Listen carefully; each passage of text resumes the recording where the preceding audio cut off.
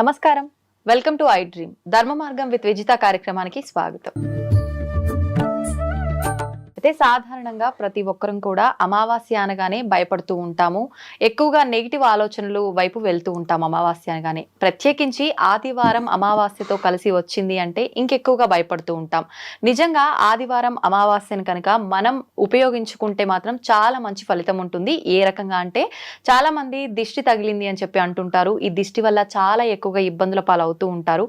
అయితే ఈ దిష్టికి సంబంధించి ఆదివారం అమావాస్య రోజున గనక మనం కొన్ని రకాల పరిహారాలు గనక చేస్తే మాత్రం చాలా మంచి ఉపశమనం లభిస్తూ ఉంటుంది. అయితే ప్రతి ఒక్కరు కూడా ఇంట్లో చిన్న చిన్న రెమెడీస్ అయితే చిన్న చిన్న ఇంటి చిట్కాలు పాటించి దిష్టి తీస్తూ ఉంటారు. అలా చేసినా కూడా చాలా మందికి ఉపశమనం కలగదు. కానీ ఇప్పుడు గురుగారు చెప్పే ఈ ఒక రెమెడీ కనుక మీరందరూ పాటిస్తే మంచి ఉపశమనం కలుగుతుంది. ఆ రెమెడీ ఏంటో ఇప్పుడు గురుగారితో మాట్లాడి తెలుసుకుందాం. ప్రస్తుతం మనతో పాటు ఉన్నారు ప్రముఖ జ్యోతిష్య పండితులు నందిబట్ల శ్రీహరి శర్మ గారు. ఇప్పుడు వారితో మాట్లాడేద్దాం. నమస్కారం గురుగారు. వాగర్థావివ సంపృక్తౌ వాగర్థ ప్రతిపత్తయే జగతః పితరౌ వందే పార్వతీ పరమేశ్వరౌ. ఆదిత్యాయ చ సోమాయ మంగళాయ బుధాయ చ గురు శుక్ర శనిభ్యశ్చ రాహవే కేతవే నమః. శృంగేరి జగద్గురు పీఠాధిపతులకి కంచి పీఠాధిపతులకి నమస్కారములు తెలియజేసుకుంటూ కార్యక్రమాన్ని ప్రారంభిద్దాం. గురుగారు, పరిహారం తెలియజేయండి అని అడుగుతున్నాను. కానీ పరిహారం ఫస్ట్ మనం చేసుకోవాలంటే అసలు నిజంగా నాకు దిష్టి ఉందా లేదా అనే ఒక ఆలోచన ప్రతి ఒక్కరిలో అది కన్ఫర్మేషన్ అవ్వాలి అని అంటే ఫస్ట్ దిష్టి లక్షణాలు ఏ విధంగా ఉన్నాయో తెలుసుకోవాలి. వాళ్ళకి నిజంగా దిష్టి ఉందా లేదు అని అంటే ఈ లక్షణాల ద్వారా వాళ్ళు నిజంగానే నాకు దిష్టి ఉంది లేదు అనే ఒక అవగాహన వస్తుంది. ముందుగా అసలు ఆ లక్షణాలు ఎలా ఉంటాయో తెలియజేయండి. ఆ తర్వాత మనం పరిహారం గురించి మాట్లాడుకుందాం. తప్పకుండానమ్మా. అసలు పూర్వకాలం నుంచి కూడా అనాదిగా వస్తున్నటువంటి ఆచార సాంప్రదాయాల్లో దిష్టి అనేటువంటిది కూడా ప్రముఖమైనటువంటి స్థానం. సాధారణంగా మీరు అన్నట్టుగా చాలా మంది కొట్టిపడేస్తారమ్మా, ఆ దిష్టి ఏమి లేదు, ఏముంటది, మనలో ఉండాలి కదా అని చెప్పేసి. కానీ ఇది చాలా ప్రాముఖ్యత. నేను వ్యక్తిగతంగా అనుభవించి నేను కూడా కొట్టివేశానమ్మా. నాకు తెలవనంత వరకు నేను దాన్ని కొట్టివేశాను. కానీ దాని ప్రభావాన్ని చవి చూసి ఆ ప్రభావం చవి చూశాను చాలా సందర్భాల్లో, కానీ రిమూవ్ చేసుకోలేకపోయాను, బాధపడుతూ వచ్చాను. కానీ నాకు తెలిసిన వ్యక్తులు, అంతరంగికులు, వాళ్ళు ఆ పరిహారం చేసిన తర్వాత నేను రిలీఫ్ పొందానమ్మా. అప్పుడు నేను అంతవరకు నేను కూడా నమ్మలేదమ్మా.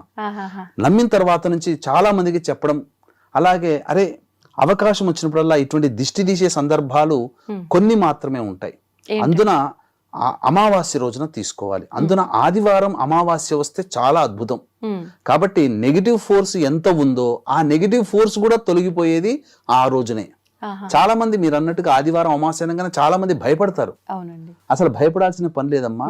నెగిటివ్ ఎనర్జీ, నెగిటివ్ ఫోర్స్ మన ఇంట్లోంచి పోవడానికి ఆ యొక్క దిష్టి అనేటువంటిది చాలా పనిచేస్తుంది. ఆ రోజున ఆదివారం అమావాస్య రోజున దిష్టి పోవడానికి. అయితే అసలు దిష్టి లక్షణాలు ఎలా ఉంటాయో మనం తెలుసుకుందాం. పూర్వకాలంలో అయితే ఎట్లా ఉండేదంటే ప్రతి మానవుడు, స్త్రీ కానీ పురుషుడు కానీ చక్కగా రెడీ అయిన తర్వాత కనబడకుండా నల్లటి చుక్క, ఇప్పటికీ చిన్నపిల్లలకు పెడతారు, నల్లటి చుక్క చేతిలోనో అరికాల్లోనో పెడతారు, లేదా బుగ్గ మీదనో కణత దగ్గర పెడతారు చిన్నపిల్లలకి. మీరు గమనించారో లేదో. అది పెట్టడం వల్ల ఆ దిష్టి చుక్క వాళ్ళని కాపాడుతుంది. అది మూఢనమ్మకం కాదు, వాస్తవం, ఉపశమనం. అందుకని పిల్లలకి అన్నం తినిపించేటప్పుడు ఎవరి ముందర పిల్లలకి తినిపించేవాడు కాదు. ఒకవేళ తినిపించినా లాస్ట్ లో ఒక ముద్ద తిప్పుతారు, దానివల్ల ఉపశమనం ఉంటుంది. అసలు మీరు గమనించి ఉంటే పిల్లలకి ఎప్పుడు కూడా, ఎందుకనంటే తినేటప్పుడు పిల్లలు మనమన్నా జ్ఞానంతో తింటాం, పిల్లలు ఆబగా తింటారు. ఆ ఆబగా తిన్నటువంటి దాన్ని చూసి ఎదుటి వాళ్ళు ఏంది పిల్లలు ఇంత తినేస్తున్నారని దృష్టి పెడతారు. ఆ రోజు నుంచి ఇక పిల్లలు తిండి తినడం మానేస్తారమ్మా. మానేసేసి బక్కగా అయిపోతుంటారు. అసలు తిండి అంటేనే ఉండదు. అందుకనే అంతరములు కట్టించుకోవడం, దిష్టి తీయడం లాంటివి చేస్తుంటారు. ఇది పిల్లల్లో జరిగే దిష్టి దోషాలు. తిండి తినకపోవడం, బక్కగా అయిపోతుంటారు ఆ రోజు నుంచి. పెద్దల్లో ఎలాంటి లక్షణాలు ఉంటాయంటే ముఖ్యంగా అందంగా రెడీ అయినా, లేదా స్త్రీలు అందంగా రెడీ అయితే సాధారణంగా స్త్రీలకి వెంబడే పడిపోతుందమ్మా.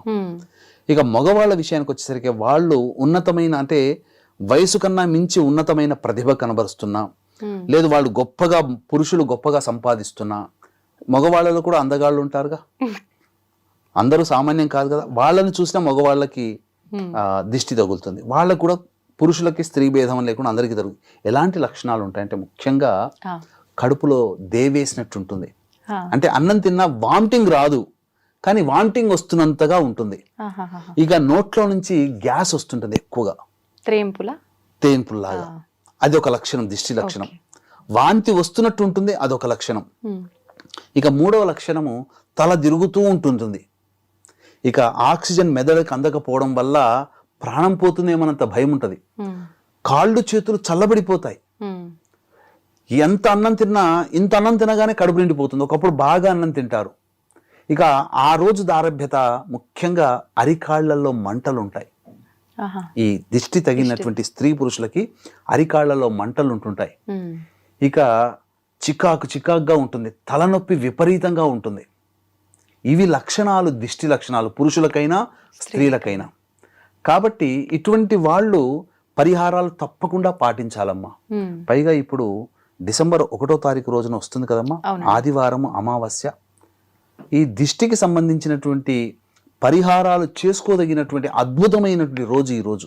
ఇప్పుడు మనిషికి దిష్టి తగిలితే ఈ రకమైన లక్షణాలు అన్నారు.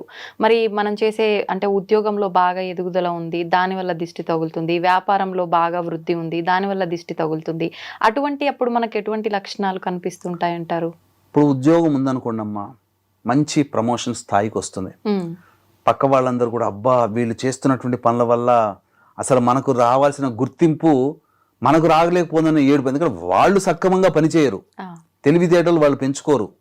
కానీ తెలివితేటలు పెరిగిన వాళ్ళు చేసేటువంటి పనుల వల్ల వాళ్ళకి గుర్తింపు యాజమాన్యం నుంచి వచ్చినా, లేదా ఇతరత్ర వాళ్ళు వీళ్ళు చాలా బాగా పనిచేస్తున్నారని పొగిడినా నన్ను పొగడలేకపోతున్నారనే తోటి ఉద్యోగస్తుల యొక్క నరదృష్టి అంటారు వీటిని.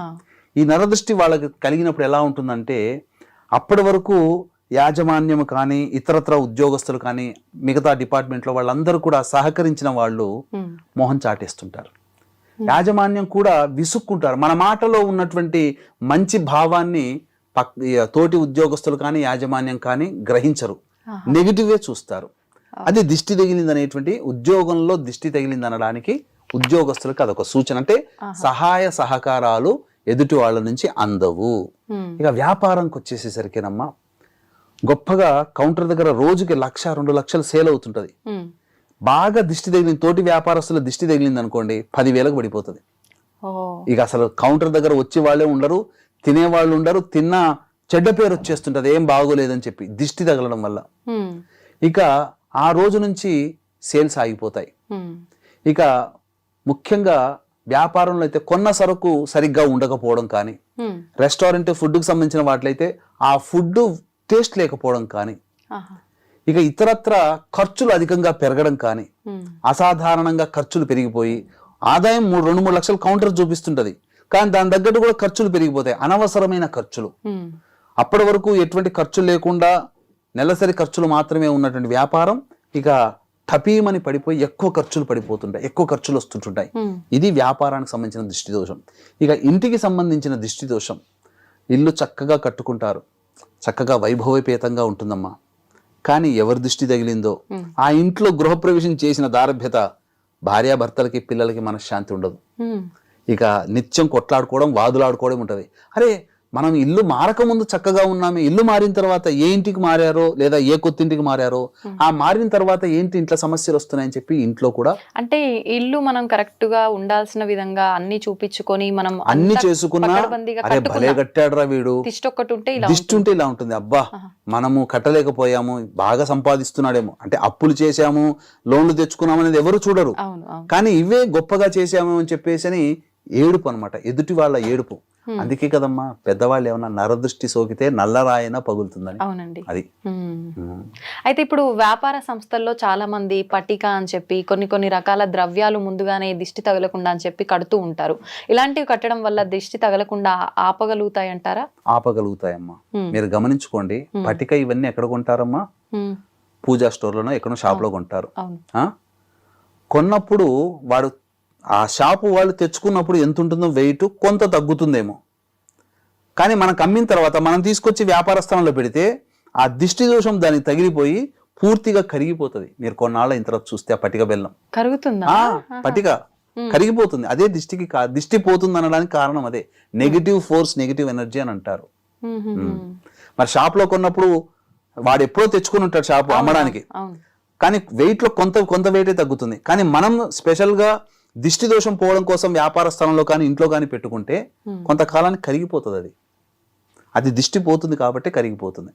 అది అంటే ఇప్పుడు అది ఉన్నంత కాలం మనకు తగిలే అవకాశం చాలా మటుకు గృహంలో పాజిటివ్ ఎనర్జీని తీసుకొస్తుంది, నెగిటివ్ ఎనర్జీని లాగేసుకుంటుంది. అయితే ఇవన్నీ అంటే ఎవరికి తోచినట్టు వాళ్ళు చేసుకునే పరిహారాలు, ఇంట్లో గుమ్మడికాయలు కట్టడం కానీ, అలోవెరా ప్లాంట్లు పెట్టడం కానీ, వ్యాపార స్థలాల్లో ఈ పట్టిక పెట్టడం కానీ, ఇంకా కొన్ని రకాల ఫోటోలు, ఇలాంటివి నిజంగా అసలు మీరు చెప్పిన ఈ ఆదివారం ప్రత్యేకించి చేసుకోవాల్సిన పరిహారం ఏంటండి? తప్పకుండానమ్మా. దీంట్లో చిన్న పిల్లల దగ్గర నుంచి పెద్దవాళ్ల వరకు కూడా దిష్టి దోషములు అనేటువంటివి ఉంటాయి. మంచి ఉందో చెడు కూడా ఉంటుంది. దేవుడు ఉన్నాడని నమ్మితే దయ్యం కూడా ఉంటుంది. ఇంకా అందులో వేరే థాట్ లేదు. ప్రత్యేకంగా నేను అనుభవించి చెప్తున్నాను, దిష్టి దోషాలు ఉన్నాయి. అయితే దిష్టి దోషాలకు సంబంధించి పరిహారాలు చేసుకునేటప్పుడు వీక్షించేటువంటి ఐడ్రీమ్ ప్రేక్షకులకి, మన ప్రేక్షకులకి అతి సులువైన, ఇంట్లో చేసుకోగలిగే అతి సులువైన మార్గాల ద్వారా చక్కటి రిలీఫ్ పొందవచ్చునమ్మా. వీక్షించేటువంటి ప్రేక్షకులకి గమనిక, ఈ యొక్క డిసెంబర్ 2వ తారీఖు రోజున పోలి స్వర్గాన్ని పొందినటువంటి రోజున గోకర్ణ క్షేత్రంలో జాతకరీత్యా కలుగు విద్య, వివాహ, ఉద్యోగ, దాంపత్య, సంతాన, అనారోగ్య సమస్యల నివారణకి మరియు వృషభ మిథున, కర్కాటక, సింహతుల, వృశ్చిక, మకర, కుంభమీన రాశిలో జన్మించిన వారికి శనిదోష పరిహారార్థమే సర్వదోష నివారణ పూజలు, హోమాలు పర్ హెడ్ 1500 రూపాయలకు చేయించడం జరుగుతుంది. అవకాశం ఉన్న వాళ్ళు కార్యక్రమ తదనంతరం కాంటాక్ట్ చేసి మీ గోత్రనామాలు నమోదు చేసుకోవచ్చు. ఇక గమనించుకుంటేనమ్మా, ముఖ్యంగా దిష్టితో పిల్లలకి దిష్టి తీసుకోదలిచినప్పుడు 10 సంవత్సరాల లోపల పిల్లలకైనా చక్కగా ఇంటి గుమ్మం మీద ప్రధాన సింహద్వారం మీదనైనా కానీ కూర్చోబెట్టడం, లేదా ఇంట్లో తూర్పు వైపున కూర్చోబెట్టడం, పిల్లల్ని కూర్చోబెట్టి, అంటే తూర్పు ఫేస్ ఉండేట్టు కూర్చోబెట్టి ఒక మట్టి కుండ తీసుకోవాలమ్మ. మట్టి కుండలో అన్నాన్ని నింపాలి. ఎంతవరకు? ఆ మట్టి కుండ కంఠం వరకు. తర్వాత అందులో కొంత పసుపు, కొంత కుంకుమ వేసి, ఆ పసుపు మీద, కుంకుమ మీద చక్కగా ఈ సంబంధించినటువంటి ఉప్పు కూడా, గళ్ళ ఉప్పు కూడా పెట్టాలమ్మా. అన్నం పైన గళ్ళు ఉప్పు పెట్టి పసుపు కొంత, కుంకుమ కొంత పెట్టేసేస్తే ఆ పై వరకు వచ్చేస్తుంది. అప్పుడు ఆ యొక్క పసుపులో ఒక 4-5 హారతి కర్పూరం బిళ్ళలు, పచ్చ కర్పూరం అయితే ఇంకా శ్రేష్టం, కుంకుమ మీద కూడా పెట్టిన తర్వాత అప్పుడు క్లాక్ వైజ్ డైరెక్షన్లో ముందుగా ఇట్లా క్లాక్ వైజ్ డైరెక్షన్లో 3 సార్లు తిప్పాలి. తిప్పి 3 సార్లు తిప్పిన తర్వాత మళ్ళీ శిరస్సు నుంచి పాదం వరకు ఇలా 3 సార్లు దిగదుడుపు తీయాలి. ఇలా 3 సార్లు. తర్వాత మళ్ళీ యాంటీ క్లాక్ వైజ్గా మళ్ళీ ఇలా యాంటీ క్లాక్ వైజ్గా 3 సార్లు తిప్పి మళ్ళీ దిగదుడుపు తిప్పి అది ఒక విస్తరాకులో వేసి ఎవరు తొక్కనటువంటి ప్లేస్లో కానీ లేదా 3 కూడళ్ల మధ్యనైనా కానీ వేయాలి. అలా పెడితే తొక్కే అవకాశం తొక్కిన వాళ్ళకి వస్తుంది. అందుకనే కదమ్మా ఈ దిష్టి ఎందుకు తగులుతుందని అంటే, ఈ ఆదివారం, శనివారం అమావాస్య రాత్రి అయింది కదా, ఈ శనివారం అమావాస్య రోజున చాలా మంది తాంత్రికవేత్తలు చాలా మంది కొన్ని పరిహారాలు చేసి 4 కూడల మధ్యలో వేస్తారు. తెలిసి తెలియక తొక్కుతాం మనం. అందువల్ల ఆ దిష్టి మనకు ఆ విధంగా కూడా దిష్టి తగులుతుంది. కాబట్టి మనం ఏం తొక్కొచ్చామో, పిల్లలు ఏం తొక్కొచ్చారో తెలియదు. ఆ విధంగా పరిహారం చేసుకుంటే పరిహారం పోతుంది. ఇక 2వ సాధారణమైనటువంటి పరిహారము, ఇది ఎక్కడైనా ఎప్పుడైనా చేయొచ్చునమ్మా. ఇప్పుడు ఇంట్లో అందరము దిష్టి తీసుకోవాలి అని అంటే మీరు చెప్పినట్టుగా ఎవరికి వారికి అది సపరేట్ అన్నం కుండ తీసుకోవాలా? ఎవరికి సపరేట్ గా తీసుకోవాలమ్మా, ఎవరికి సపరేట్ గా తీసుకోవాలి. లేదు, అందరూ కుటుంబ సభ్యులందరూ కూర్చున్న తర్వాత ఎవరికి వారు సపరేట్ తీసుకున్న తర్వాత బూడిద గుమ్మడికాయ, మంచి గుమ్మడికాయ కాదు, బూడిద గుమ్మడికాయని కూడా ఆ విధంగా పచ్చ కర్పూరం వేసి కుటుంబ సభ్యులందరికీ కూడా, 4గురికి దిష్టి తీస్తారు కదా, బూడిద గుమ్మడికాయని 4గురికి తిప్పి 3 సార్లు క్లాక్ వైజ్, మళ్ళీ పైనుంచి కింద దాకా అందరికి, మళ్ళీ యాంటీ క్లాక్ వైజ్ 3 సార్లు, మళ్ళీ పైనుంచి కింద దాకా తిప్పి బయటికి వెళ్ళి కొబ్బరికాయ కొట్టినట్టు కొట్టేయాలి. కొట్టేసేసి ఇంటి కుటుంబ సభ్యులందరూ ఇంట్లోకి డైరెక్ట్ గా రాకుండా కాళ్ళు చేతులు కడుక్కొని శిరస్సును నీళ్లు చల్లుకొని లోపలికి వెళ్ళిపోవాలి. ఇది ఈ విధంగా చేయాలి. ఇక కొబ్బరికాయ దిష్టి కూడా ఉంటదమ్మా. కొబ్బరికాయని కూడా అంటే మనకు ఆ కొబ్బరికాయ పట్టుకోవాలి, తోక ఉంటుంది, కొబ్బరికాయ తోక, అది తోక మన వైపు ఉండాలి, తీసే వాళ్ళ వైపు ఉండాలి. దాని మీద కూడా హారతి కర్పూరం గాని, పచ్చ కర్పూరం గాని పెట్టి ఆ దిష్టి తీయాల్సిన వ్యక్తికి 3 సార్లు ఇలా దిష్టి తీసి మళ్ళీ పైనుంచి కిందాక 3 సార్లు, మళ్ళీ యాంటీ క్లాక్ వైజ్ 3 సార్లు, మళ్ళీ పైనుంచి కిందాక తీసి బయటికి వెళ్ళి కొబ్బరికాయ కొట్టి రావాలి.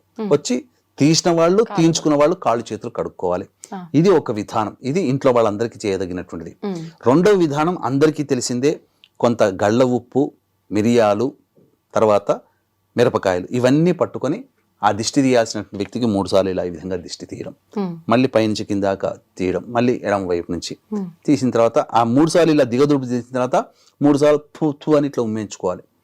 తర్వాత మళ్ళీ యాంటీ క్లాక్ వైజ్ డైరెక్షన్లో మళ్ళీ 3 సార్లు, మళ్ళీ దిగదుడుపు తీసిన తర్వాత మళ్ళీ 3 సార్లు ఆ దిష్టి తీసిన వ్యక్తి కాదు తీయించుకున్న వ్యక్తి 3 సార్లు వదిలేయాలి. చేసేసి ఆ విధంగా పడేసేసేయాలి. అన్నిటికంటే ఎప్పుడు దిష్టి తగిలిందని అనిపించిన వెంబడే చేసుకోగలిగిన పరిహారం ఏంటంటే, ఇక ప్రతి వ్యక్తికి చెప్పులు ఉంటాయి కదమ్మా. అవునండి. దిష్టి తీయించుకునే వ్యక్తి యొక్క చెప్పు అయితే చాలా బెటర్. తీయించుకునే వ్యక్తి తీసే వ్యక్తి కాదు, తగిలింది అనుకుంటారు వాళ్ళ ఎడమ కాలి చెప్పు తీసుకొని ఎడమ వైపున పట్టుకొని ఇలా ఎదుటి వాళ్ళు దిష్టి తీయాలి. ఎడమ నుంచి ఇలా 3 సార్లు క్లాక్ వైజ్, మళ్ళీ పైనుంచి కిందాక తగలకూడదు. దిగదుడుపు తీసినప్పుడు ఇట్లా పైనుంచి కిందాకని చెప్పును ఒకసారి కింద కొట్టాలి. ఆ విధంగా 3 సార్లు అని 3 సార్లు చెప్పు కింద కొట్టాలి. మళ్ళీ ఎడమ వైపు నుంచి ఇలా తిప్పి మళ్ళీ పైనుంచి కింద సాకి ఇలా ఒకసారి, మళ్ళీ పైనుంచి ఇట్లా రెండోసారి చెప్పు ఇట్లా 3సారి ఇలా గనక చేసినట్లయితే వెంబడే వెళ్ళిపోతుందమ్మా. నేను చేసుకున్న పరిహారం అది, నాకు తగిలినప్పుడు ఇమ్మీడియట్ గా చేసుకున్న పరిహారం అది. దానివల్ల చాలా రిలీఫ్ పొంది ఉన్నాను. కుండ దిష్టి కూడా అని అంటారు, అది చాలా ఇబ్బందికరం. కుండ దిష్టి కూడా తీసినా చాలా కుండలో ఎర్రటి నీళ్లు పోసి మన ఏమంటారు ఎరుపు రంగు సంబంధించినటువంటిది కుంకుమ, సున్నము పసుపు వేసిన ఎరుపు రంగు వస్తుంది.